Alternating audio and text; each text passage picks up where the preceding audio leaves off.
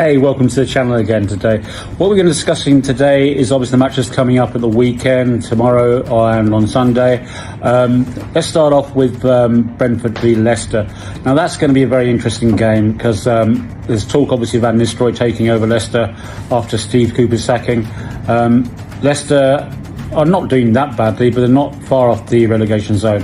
So if Van Nistelrooy comes in, I'm sure he'll then push them up further and bring Vardy and the rest of the team probably around to mid-table. He seems to be a very good, talented manager as well as being a very good footballer before. So, I mean, when you consider what he did for Man United and on his 4 games, he actually got them playing some half reasonable football again after their, quite frankly, hopeless 3 or 4 months in this season under Ten Hag. So let's see what they can do.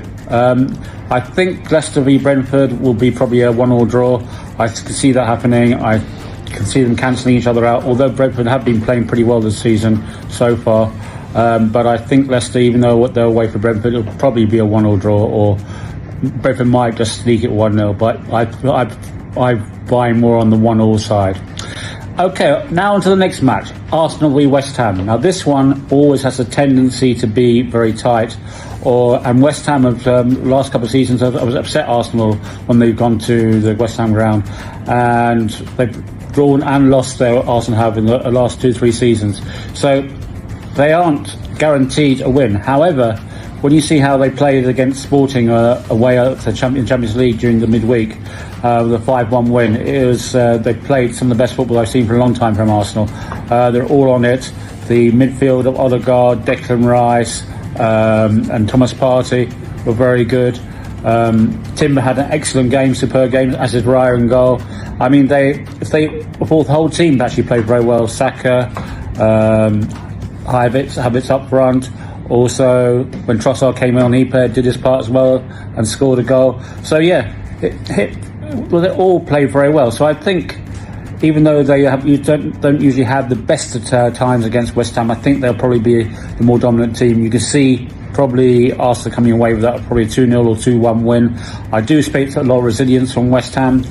They've got some good players in their team like Bowen and Paqueta and other players like that. So I do feel they will have the ability to put a lot of pressure on Arsenal playing at their own ground. But I think Arsenal, especially with their forms going at the moment, they will come back on top.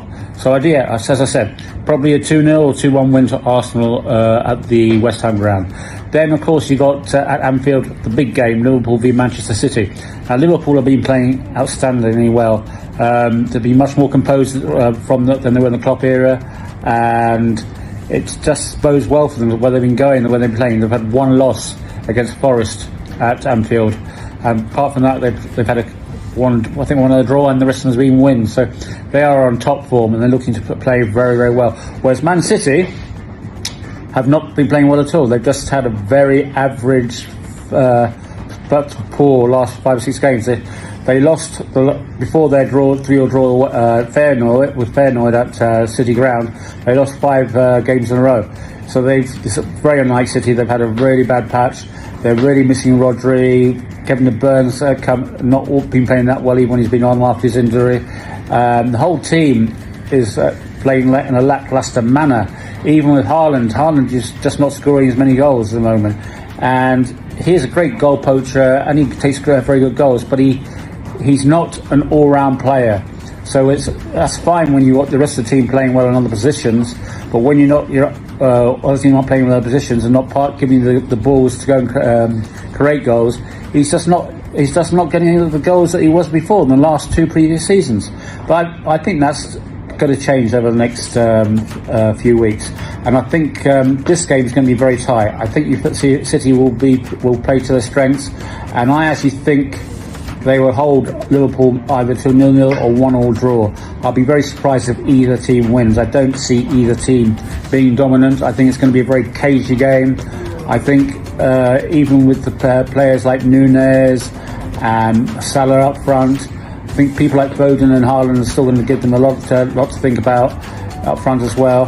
And I just don't see Liverpool, even though they're playing at Anfield, overrunning City. I just think it's going to be a very tight game. But yeah, let's see what happens then. And then, of course, there's other games like Tottenham are playing, and they have been playing well recently. They look like they could creep up a few places up to maybe in the top 4 area. They're playing at home this weekend, so against Fulham. So let's see how they get on. I personally fancy Tottenham to do it. I think with the way they're playing at the moment, they're playing quite well. I think they'll beat Fulham at home. You have Solana's coming in, starting to get a couple of goals, and also Maddison's playing very well for them as well from the obviously from midfield and scoring goals as well. So let's see how they do. But I fancy Tottenham to win that one. Anyway, please let me know your thoughts and comments, and as usual, subscribe to the channel and like this video. Thank you. Goodbye.